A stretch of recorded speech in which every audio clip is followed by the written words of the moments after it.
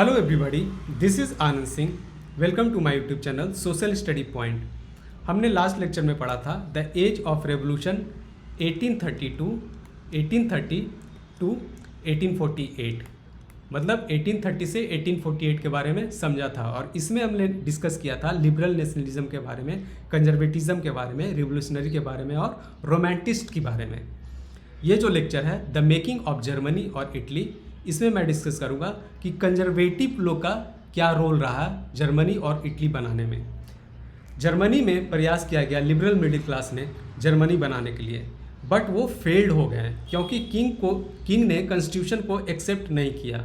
वो किंग कौन था? Frederick William four. कंजर्वेटिज्म जो रूलिंग क्लास के लोग थे, जैसे राजा महाराजा, वही लोग ने नेशनलिज्म के फीलिंग को फोर्स करने में इंपॉर्टेंट रोल प्ले किया। कैसे किया? After the failure of 1848 revolution, nationalism in Europe moved away from its association with democracy and revolution. Conservative forces began mobilizing nationalist feeling and sentiments to promote state power and achieve political dominance over Europe. तो इसमें यह बोला गया है कि 1848 का जो revolution हुआ था, उसमें हारने के बाद यूरोप में नेशनलिज्म, डेमोक्रेसी और रेवोल्यूशन का जो अटैचमेंट था वो खत्म होने लगा। और इसके कंजर्वेटिव फोर्सेस ने पॉलिटिकल डोमिनेंस को बढ़ाने के लिए पूरे यूरोप में नेशनलिस्ट फीलिंग और सेंटिमेंट को यूनाइट करना स्टार्ट कर दिया। की स्टेज की बात करूं तो की स्टेजेस एंड इवेंट्स, इसमें क्या क्या इवेंट हुआ था वो डिस्कस करूंगा। The liberal middle class German in 1848, nationalist feeling were strong among middle class Germans.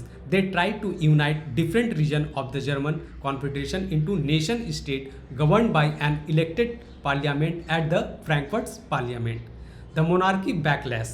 This liberal initiative was repressed by the combined forces of the monarchy and military, supported by the large landowners called Junkers of Prussia.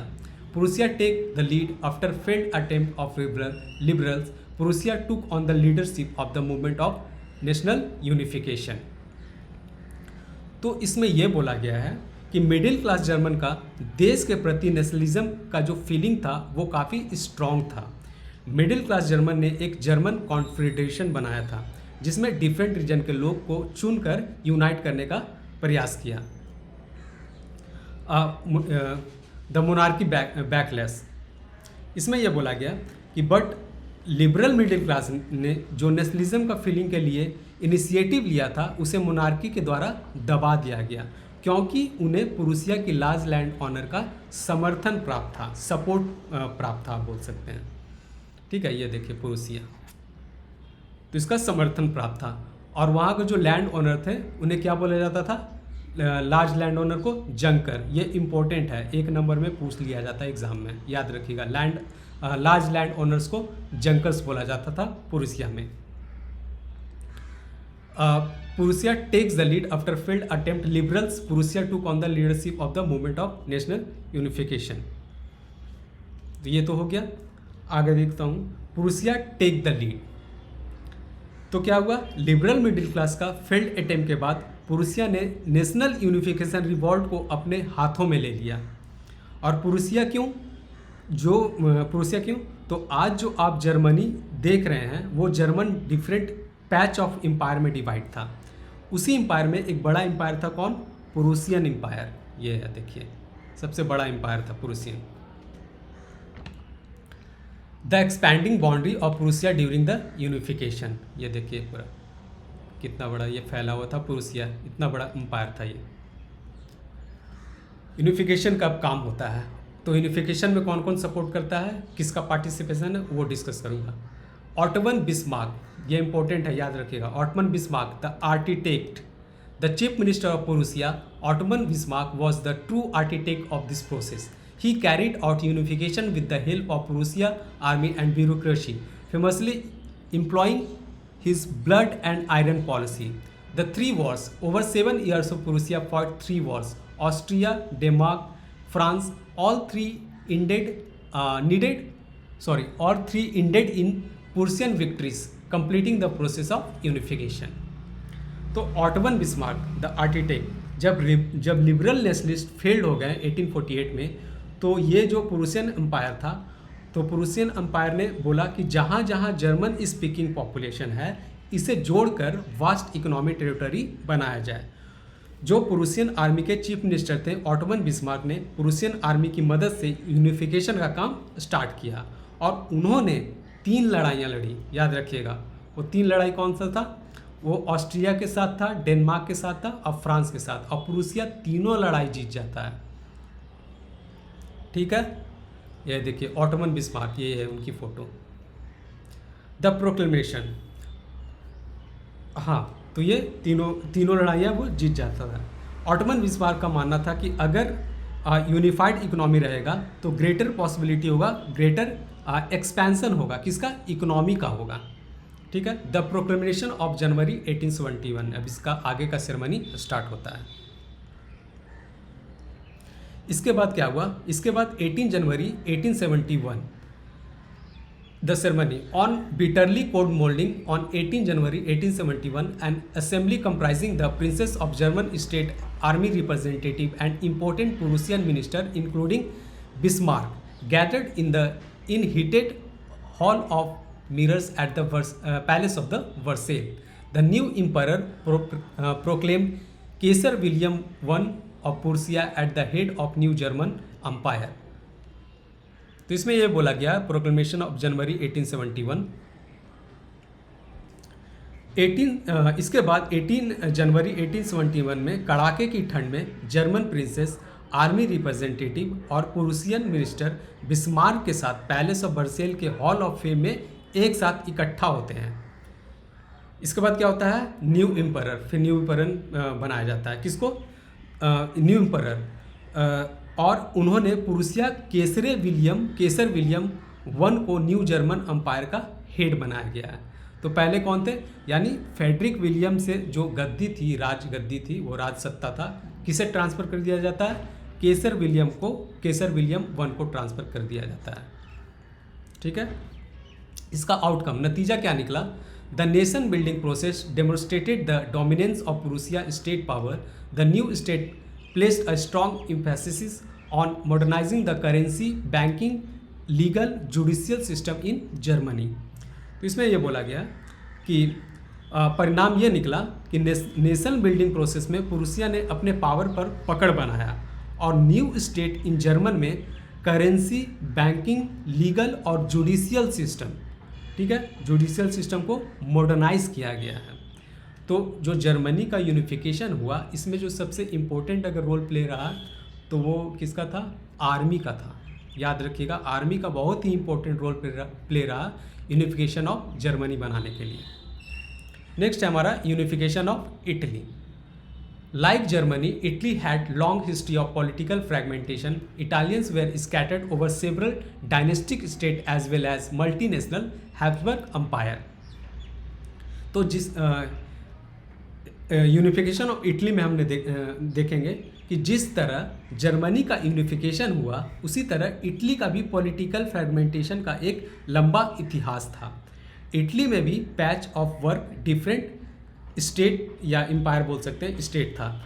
जैसे Habsburg empire छोटे छोटे part में बटे हुए थे, जिस तरह Germany में बटा हुआ था। Political fragmentation mid 19th century कैसे हुआ? Italy was divided into 7 state. Only 1 state Sardinia Piedmont, ये देख लीजिए, ये है, yes, Sardinia Piedmont. North Sardinia Piedmont was ruled by Italian princely houses. तो ये इटालियन प्रिंसली हाउसेस इसको रूल कर रहा था। Next, the rest were under the foreign control, और जो बाकी हिस्सा था वो फॉरेन कंट्रोल में था। जैसे नॉर्थ अंडर ऑस्ट्रियन हैब्सबर्ग, ये नॉर्थ वाला हिस्सा है, किसके अंडर में था? ऑस्ट्रिया हैब्सबर्ग के अंडर में। सेंटर रूल्ड बाय पॉप, ये वाला जो एरिया है ये रूल किसके द्वारा किया जा रहा था? पॉप के द्वारा। और south the Bourbon king of Spain, ये वाला हिस्सा ये स्पेन के द्वारा रूल किया जा रहा था। Even the Italian language had not acquired one common form and still had many regional and local variation. तो इसमें क्या था कि इटालियन लैंग्वेज में ये कॉमन लैंग्वेज नहीं था जो इटालियन लैंग्वेज था, क्योंकि वहाँ पे अनेक रीजनल लैंग्वेज बोली जाती थी मोर देन वन लैंग्वेज, इसलिए वहाँ पे इटालियन लैंग्वेज वो कॉमन लैंग्वेज नहीं था। इटालियन स्टेट बिफोर यूनिफिकेशन 1858, ये है मैप में आपको मैंने बता दिया। Northern side middle part pop था, और साथ में लास्ट में ये जो साउदर्न पार्ट बॉर्बन किंग, ये पिडीमॉन्ट वाला area. The pillar of Italian unification, तो 3 पिलर है यूनिफिकेशन ऑफ इटली को यूनिफाइड करने में। वो 3 पिलर कौन था, किसे बोला जाता है? गुजिपी मजनी, कैमिलो डी कैवर को और गुजिपी गैरिबाल्डी को। अब एक एक करके हम लोग इसको समझते हैं। 3 pillar. The soul of the unification during 1830s ही sought to put together a coherent program for a unitary Italian republic. He formed secret society called Young Italy. याद कीजिए, ये नाम हम लोग पहले भी डिस्कस किया गया है, मैंने लेक्चर में किया है ये नाम को। यंग इटली किसने फॉर्म किया था? ये गुजिपी मजनी ने किया था ये, ठीक है, secret society. After the failure of revolution 1848 the mantle fell Sardinia Piedmont. तो गुजिपी मजनी को यूनिफिकेशन का आत्मा कहा गया है। 1830 के टाइम उन्होंने एक यूनिटरी इटालियन रिपब्लिक के लिए प्रोग्राम तैयार करने का प्रयास किया था। मजनी ने यंग इटली एक ऑर्गेनाइजेशन भी बनाया था, याद कीजिए। और 1848 में रेवोल्यूशन का जब फेलियर होने के बाद इसकी जिम्मेदारी किसको दे दी गई थी? सार्डिनिया पिडीमॉन्ट पे आ गई थी इसकी जिम्मेदारी, ठीक है। नेक्स्ट है Camillo de Cavour, the brain of unification. The chief minister of Sardinia Piedmont, he was neither a revolutionary nor a Democrat. Like Germany, wealthy Italians, he spoke French much better than Italian. Through a tactful diplomatic alliance with France, he defeated the Austrian forces in 1859. तो Camillo de Cavour को brain कहा जाता है, unification of brain कहा जाता है, ठीक है, यूनिफिकेशन ऑफ ब्रेन कहा जाता है। वे सार्डिनिया पिडीमॉन्ट के चीफ मिनिस्टर थे, लेकिन वह ना तो कोई रिवोल्यूशनरी थे और ना ही डेमोक्रेट्स थे। वेल्दी इटालियन की तरह वो फ्रेंच बहुत अच्छा बोलते थे। फ्रांस के साथ टैक्टफुल डिप्लोमेटिक अलायंस के साथ उन्होंने 1859 में ऑस्ट्रेलियन फोर्सेस को हरा दिया था। ये था कैमिलो डी कैवर का रूल। नेक्स्ट है Giuseppe Garibaldi, the sword of the unification, a hero of popular armed resistance. In 1860, he led the famous expedition of 1000 Red Shirt into a South Italy and the kingdom of two Sicilies. He won support of local peasants to drive out of Spanish rulers. तो Garibaldi का क्या role था? Garibaldi को unification का sword कहा जाता है। Sword मतलब होता है तलवार। उन्होंने साउथ इटली और किंगडम ऑफ टू सिसिल्स में प्रसिद्ध एक्सपेडिशन ऑफ 1000 को लीड किया और स्पेनिश रूलर को बाहर निकालने के लिए उन्होंने लोकल फार्मर का सपोर्ट हासिल किया था। Final proclamation 1861।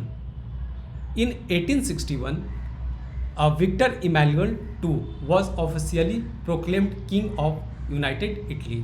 तो बाद में फिर किसको? विक्टर इमैनुअल II को किंग बना दिया गया था यूनाइटेड इटली का। कब? 1861 में।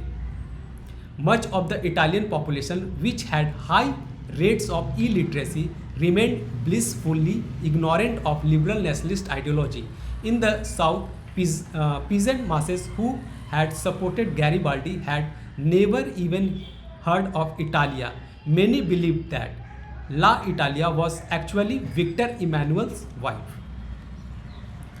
तो इसमें ये बोला गया है फाइनल प्रोक्लेमेशन 1861 में कि 1861 में विक्टर इमैनुअल II को ऑफिशियली यूनाइटेड इटली का किंग घोषित कर दिया जाता है। इटली का अधिकांश पॉपुलेशन इलिटरेट था, मतलब पढ़ा लिखा नहीं था वो, और लिबरल नेशनलिस्ट आइडियोलॉजी पूरी तरह से अननोन था। मतलब अब जब जो लोग पढ़े लिखे नहीं थे तो उनको तो ये समझ में आएगी ही नहीं कि लिबरल नेशनलिस्ट का आइडियोलॉजी क्या था।